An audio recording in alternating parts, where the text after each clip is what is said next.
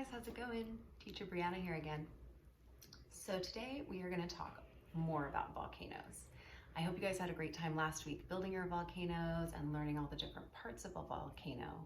But now we're going to learn about different types of volcanoes, and we're going to learn about different classifications of volcanoes. But before we start all that fun stuff, I feel like we should do a little stretch because I'm feeling kind of tight, feeling like I've been maybe sitting too long, maybe not moving as much as I should. So let's do a quick stretch.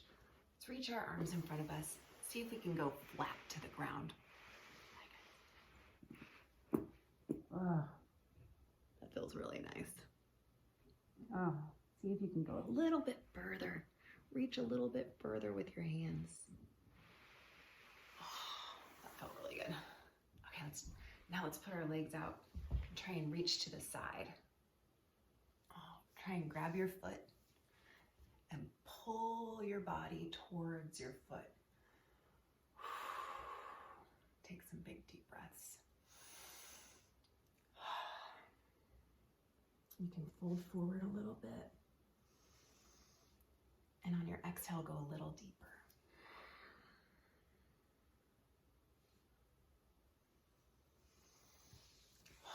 Now let's go to the other side. Feels so nice. It's like you're waking up parts of your body that have been taking a nap for too long. Take a big deep inhale.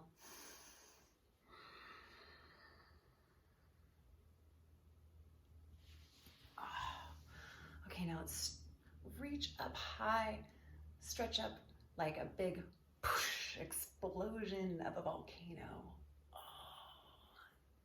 Reach out wide. That feels so good. Let's do it again. Oh my gosh, that feels so nice. All right. Stretch it out, okay. All right, I am ready to go. So, I wanted to start with different kinds of volcanoes. Now, there's lots of different kinds of volcanoes, but we're going to talk about 3 today.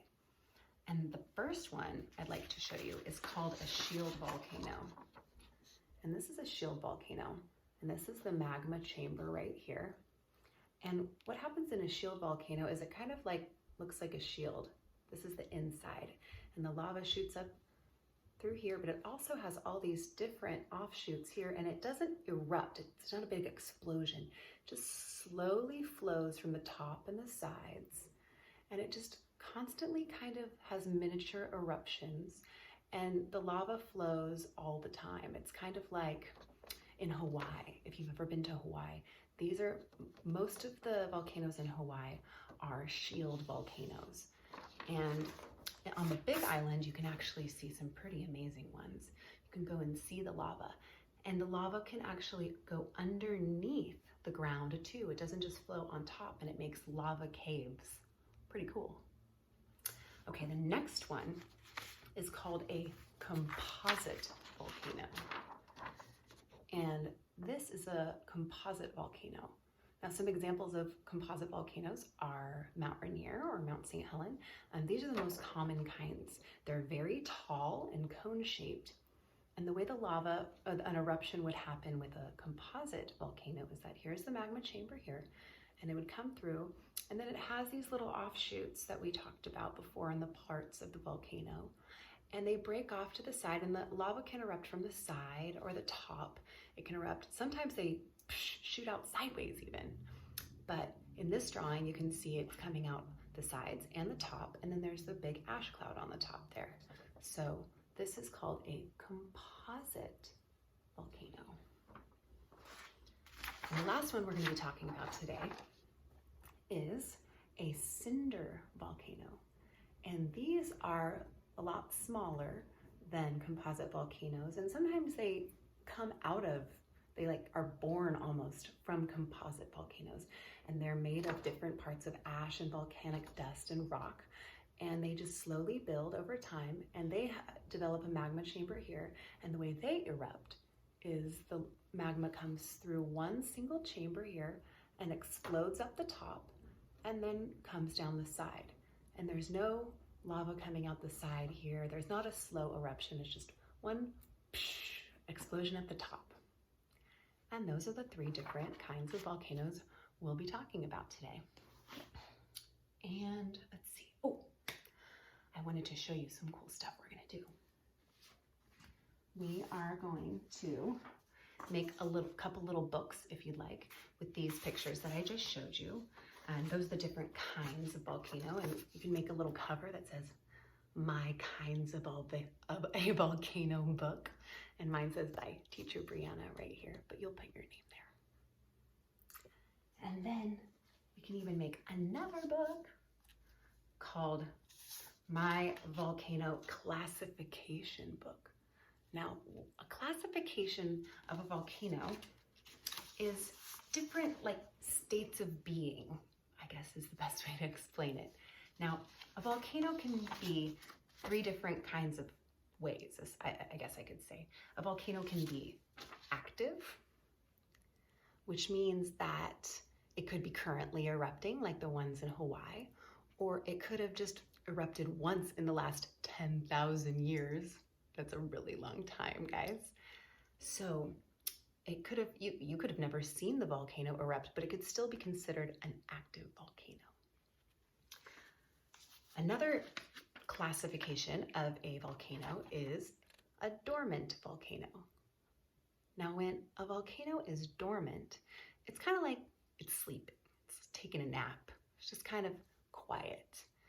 And sometimes there's still magma, or there's activity below the surface, but it's not going to erupt. Maybe it'll erupt one day, but it's just quiet for right now.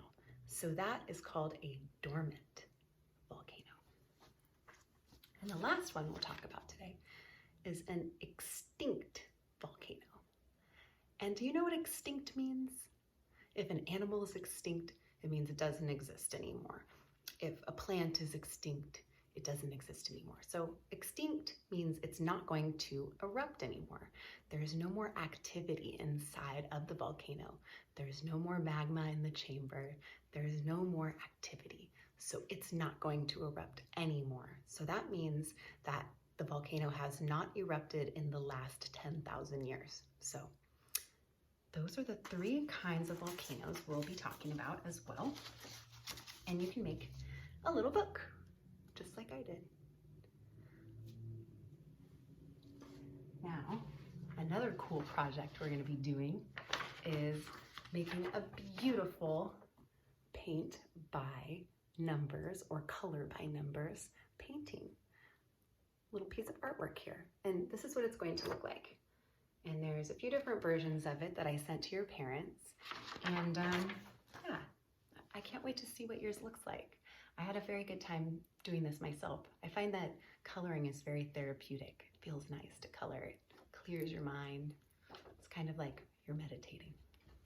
Okay. Now, I would really love to read this book to you that Teacher Erica let me borrow. It's called Frog Girl. You guys ready?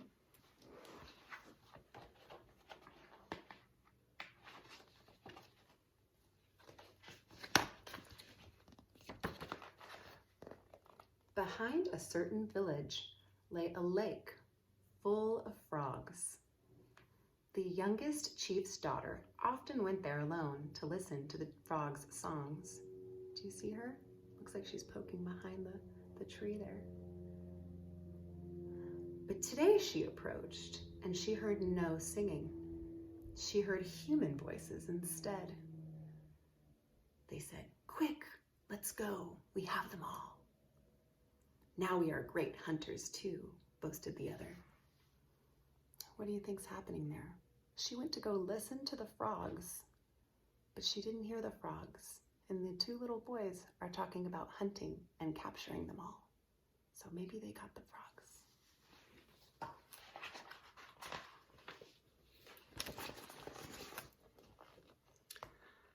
When the 2 boys had left, she walked towards the lake, listening. At first, all seemed quiet and still. Then, close by, a small voice said, "Sister, I am calling you." "Who said that?" asked the girl, for she could see no one. "Here, I'm here." The chief's daughter looked down to find a small frog in the tall grass. "Oh my, how is it that you use human speech?" asked the girl.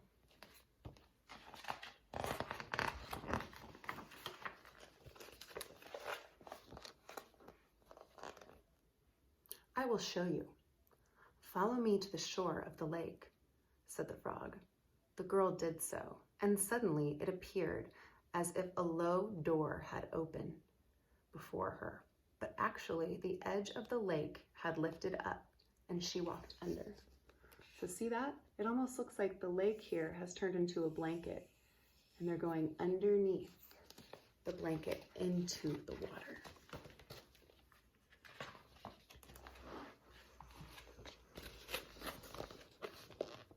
At once, she found herself in a large, deserted village.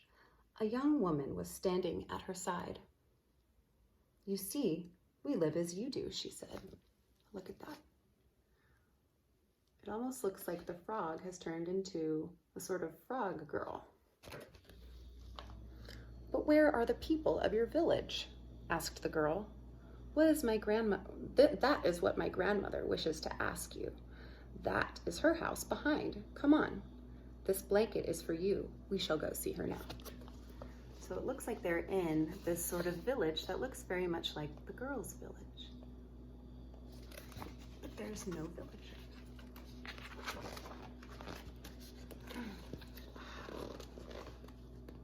The house was bigger and more beautiful than she had ever seen. Inside, the floor rumbled and it was very hot. At the back sat a small and very old woman.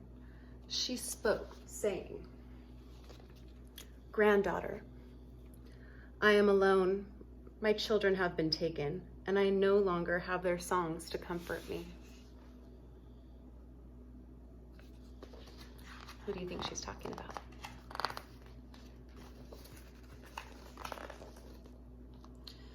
"Do you know where my children are?" asked the old woman. "No, grandmother, but I have seen 2 boys with nets and baskets at the lake," answered the chief's daughter. At this, the old woman began to cry. "Oh, my children, where have they taken my children?" The fire grew hotter and the house began to shake. Seems like she's getting upset, and the more upset she gets, the more activity is going on in the house. What does that look like there? Looks kind of like a volcano. "Quick, sister," explained the young woman.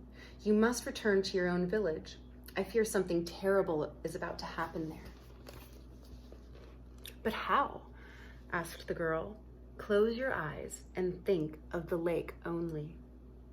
Do not think of this place." The girl did so, and looks like she got back.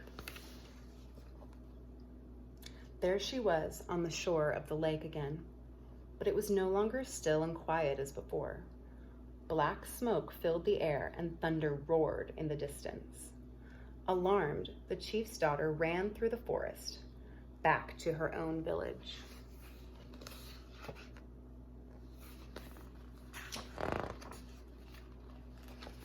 Look at her village. What does that look like? Looks almost like Mount Rainier, huh? But there was no one there, and the volcano was erupting, and the forest was on fire. Her village would soon be destroyed. Now she's back at her village, and there's no one there. How is she going to warn them?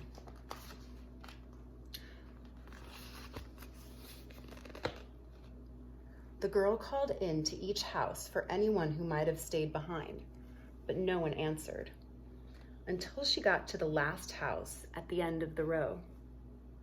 But the voices weren't human. They were the voices of frogs. Instead, coming from the box in the corner. "Oh, my relatives, come on, I will take you home to your grandmother," cried the daughter. So it looks like she's found the grandmother's children, right? Like the little boys captured them at the lake. She's running through the burning forest with the frogs in her hand right there. She's gonna take them back to their grandparents, or their grandmother.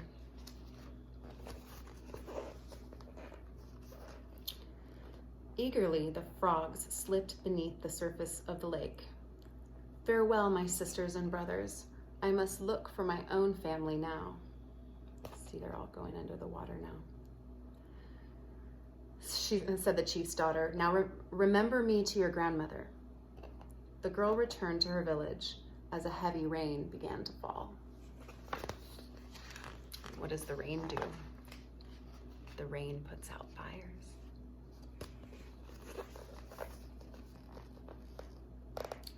Many canoes, let's see if you can see that. Many canoes were landing on the beach. Her people were returning now that the rain had put out the fires. Father, mother, I'm here, she shouted as she ran to meet them. Daughter, where have you been? What has happened here? Asked the chief.